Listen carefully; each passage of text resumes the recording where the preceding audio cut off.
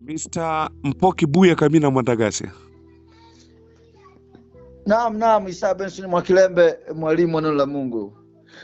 Naam, mbona nasikia Venezuela amekubali yaishe kwa Marekani? Ni taarifa ambazo zipo kulingana na vikao vya siri ambavyo wamekaa wakubwa ukanda huo wa Amerika ya Kusini na Amerika ya Kaskazini, ya kwamba ili kuokoa ama ili kwa sababu kuna mambo mawili hapa. Jambo la kwanza ni Nicolas Maduro ambaye amekaa madarakani muda mrefu kidogo, kama ataendelea kupambana ama kwenda kinyume na vile ambavyo Marekani anataka, maana yake Nicolas Maduro ataondolewa madarakani kwa nguvu ya kijeshi, kwa kisingizio cha kwamba wanawasaka wauza madawa ya kulevya ndani ya Venezuela ambao wanaharibu zaidi uhai wa maisha ya watu ndani ya Marekani.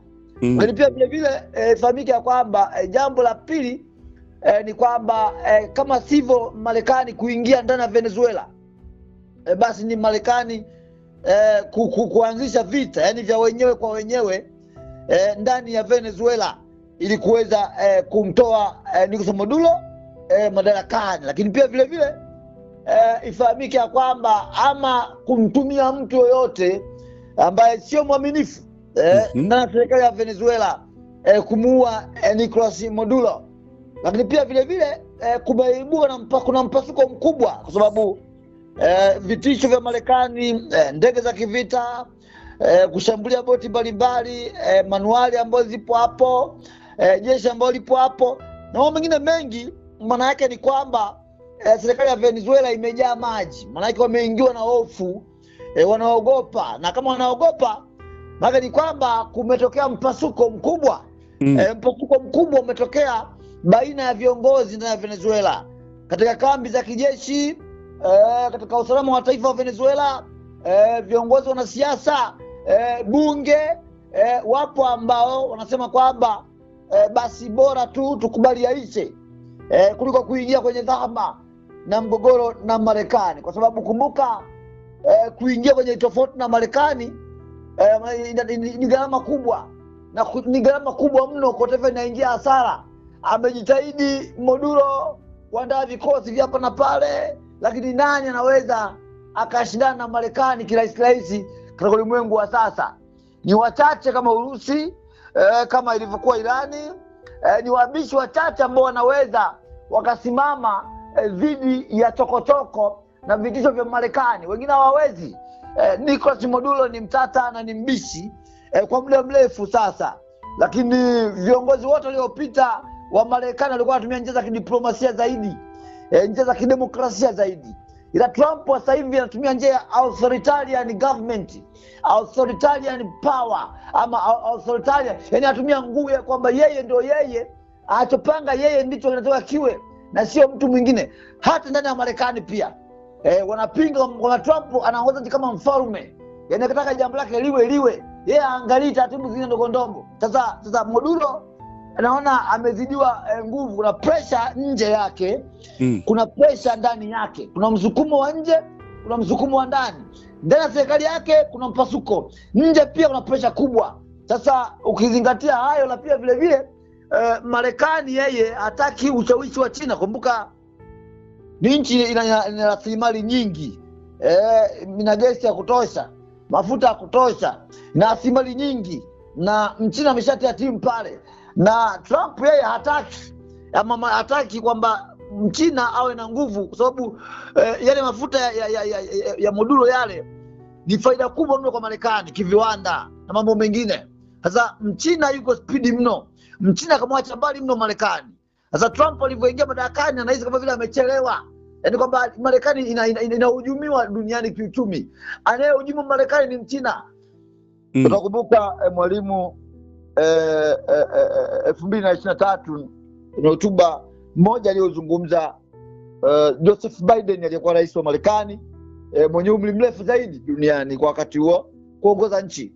Aliwahi kusema kwamba mtu yoyote ambaye anashirikiana na Urusi, basi Marekani itamwekea vikwazo na kumwadhibu vinginevyo. Alizungumza Joseph Biden kwa nyakati hizo. Na mataifa yote ambayo yapo na Urusi wamewekewa vikwazo, ikiwemo nchi yetu Tanzania.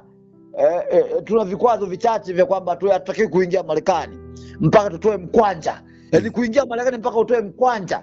Na ndio Makelele mtoka mjitambue, mjenge nchi yenu. Mbona Tanzania ni nzuri tu? Kwani mpaka muende Marekani? Ndio mjenge nchi yenu imenyooka, yaani fursa ni mjenge nchi yenu. Sasa hivi tunaambiwa kwenda Marekani mpaka tutoe hela. Kule ni mbinguni kwenye tutoe hela. Kwa hiyo Makelele iseme wazi za kwamba Modulo ameponzwa na utajiri wake, ameponzwa na rasilimali zake, ameponzwa kuwa karibu sana na Marekani na Urusi na China na Irani. Ameponzwa hapo. Lakini Marekani ni nani alichagulia marafiki? Hivi Marekani yeye ni nani alichagulia marafiki? Lakini pia vile vile Makelele ni wazi kwamba Modulo amekuwa akitafutwa muda mrefu sana. Muda mrefu mno kwa sababu ya rasilimali zake na aina ya demokrasia ambayo iko pale ndani ya Venezuela. Mwalimu, kwa bahati mbaya sana bahati mbaya sana Urusi, China na Irani huwa sio wazuri sana katika kuwalinda washirika wao. Sio wazuri. Unajua mshirika anatakiwa alindwe kama vile unavyoona Marekani anavyowalinda washirika wake wasiguswe. Umeona? Na sasa hivi tumeona Syria walifeli pale. Syria imeanguka, iko chini ya mikono mwa IS, Islamic State. Imeanguka Syria kwa sababu Irani na Urusi walifeli kuilinda Syria. Angalau Urusi hajitahidi, lakini tulizungumza kwamba wengi na hawa ambao wanapigwa vita, wengi na hawa ambao Urusi wanataka kuwafuta, kundi la wengi ndio lilifanya Syria isimame. Lakini baada ya wengi na kuondoka, baada ya wengi na kufutwa kabisa, baada ya kifo cha Eugene Prigozhin, maeneo mengi sana yamepwaya ambayo yalikuwa yako chini ya wengi na yamepwaya. Sababu wengi na Prigozhin na wengi na sasa ni tofauti. Syria imeangukia mikononi mwa watu ambao sio sahihi. Na amezungumza Netanyahu amesema kwamba milima Golani hawezi kuiachia. Maeneo ambayo ameyachukua kutoka kwa serikali ya Syria hawezi kuiachia kwa sababu ya usalama wake. Sasa Makelele turudi nyuma kwa Nicolas Maduro. Irani, Urusi wako busy na mambo yao. Urusi kuna vita kule. Tusimlaumu sana Vladimir Putin. Putin ana kazi kubwa, ana kazi ngumu sana, lakini pia vile vile nadhani kuna sehemu wanafeli za kuwalinda washirika wao. Sasa Nicolas Maduro amekubali yaishe. Amekubali yaishe ya kwamba sasa amekufa paka wamezika nyau. Hakuna namna Makelele. Ulimi una mfuko, lakini mfuko ndo ulimi una mfupa, lakini mfupa hauna ulimi. Ulimi ni nyama. Kwa Maduro amekubali yaishe. Kwamba sasa nitafanyeje? Achague moja, apinduliwe madarakani, aondolewe au afanyaje? Lakini bado mapema kuhukumu hivyo kwamba amekubali yaishe. Ile inavyoonekana kuna yani ameingia makubaliano na Trump. Ni lopolopo. Trump ni lopolopo. Trump ni mropokaji. Yaani yeye mambo ya siri za ndani anaikaga nje. Kwa amefichua sasa kama Maduro amekubali yaishe. Naomba nikusomee Makelele kwa uchache yale ambayo Maduro amekubali. Sijajua kwamba sasa itakuwaje sasa. Kwa hili basi Maduro amesalimu amri kwa Trump. Hivi unajua kuwa Venezuela ndio nchi yenye hazina kubwa ya mafuta duniani. Nadhani watu wengi wanafahamu ni nchi yenye ukwasi mafuta makubwa duniani. Waarabu wakasome hivyo, si rais Marekani amwachie huo utajiri China. Yaani si rais Marekani amwachie Mchina utajiri wa pale Venezuela. Ndivyo inavyokuwa hivyo. Hadi muda huu Venezuela imebanwa kila kona, mifumo yake ya ndani ikiwemo mawasiliano ya kifedha imedhibitiwa na CIA kiasi kwamba wameamua kunyenyekea mbele ya Trump. Maduro ameona kunaweza kutokea usaliti ndani ya serikali yake kutokana na kutoelewana baina ya maofisa wake kulingana na pressure ya Marekani. Maduro amehisi kunaweza kuwa na usaliti ndani ya taifa lake. Wako watu hawezi kuhimili mikiki na pressure ya Marekani. Juzi kwa asili walijisalimisha ingawa haikutakiwa kuwa wazi, ilipaswa wayamalize kimya na dunia ione tu mabadiliko ndani ya Venezuela. Kwa maana kwamba kwa asili kubwa wamejisalimisha, lakini wao wameshajisalimisha kimya ila wataki dunia ifahamu kama wamejisalimisha. Makubaliano ambayo serikali ya Maduro ilitoa kwa serikali ya Trump kupitia mazungumzo yalikuwa ni kama ifuatavyo. Makubaliano ambayo Trump alifanya na Maduro ilikuwa ni kama ifuatavyo. Marekani iruhusiwe kufikia bohari ya dhahabu ya Venezuela. Makubaliano kati ya Trump na Maduro. Marekani iruhusiwe kufikia bohari ya dhahabu ya Venezuela. Kwa hiyo mpaka hapo kumbe tatizo sio wauza madawa ya kulevya. Sasa Mwakelembe, hizo si sababu tu za kukufikia wewe. Maana sasa bohari ya dhahabu tena na wauza madawa ya kulevya kwa kile ambacho Marekani alisema anaenda kukifanya ndani ya Venezuela. Tuendelee bwana. Marekani iruhusiwe kufikia rasilimali za madini. Kwanza Marekani iruhusiwe kufikia bohari ya dhahabu ndani ya Venezuela. Marekani iruhusiwe kufikia rasilimali za madini ya metali za Venezuela. Marekani iruhusiwe kufikia sekta ya michezo ya ngumi ya Venezuela. Kwenye ngumi hapa si kuna nini Makelele hapa? Marekani iruhusiwe kufikia sekta muhimu za uchumi zinazoitwa mabega ya Venezuela. Venezuela ikate uhusiano wa kifedha na kibiashara na China. Venezuela kukata uhusiano wa kibiashara hapa na China ni jambo la kulijadili kiundani Makelele. Ni kweli. Venezuela irejeshe usafirishaji wote wa mafuta ambao ulikuwa unaenda China ili uelekezwe Marekani. Venezuela ifute mkataba yote na makampuni ya Urusi, China na Irani katika sekta za nishati na hisa. Marekani itambue rasmi serikali ya Maduro nchini Venezuela na iache jitihada zote za kuibomoa au kuiondoa madarakani.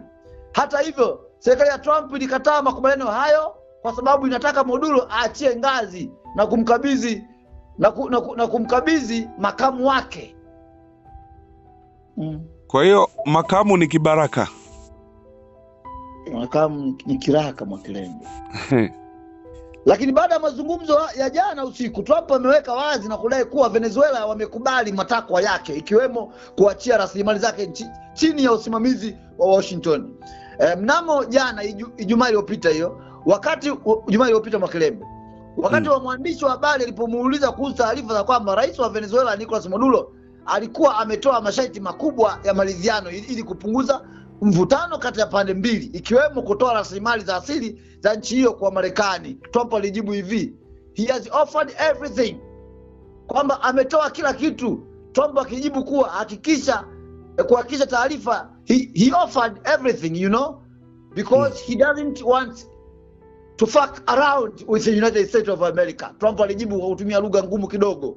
Umeona kwamba Nicolas Maduro amekubali kila kitu dhidi ya Marekani, kwamba ametoa kila kitu. Unajua kwa nini? Kwa sababu hataki kufanya upuuzi na Marekani. Hivyo inaonyesha kuwa kwa namna fulani Maduro amempa kile Trump anachotaka, kwa sababu Trump ana siri. Muda si mrefu tutajua yote yaliyo stirika huko Amerika ya Kusini. Kwa Makelele ni kwamba Maduro bado hamjajua huku nje, lakini labda huenda kana mabadiliko baadaye. Lakini Maduro tayari amekubali yaishe, na hii pressure imekuwa kubwa mno.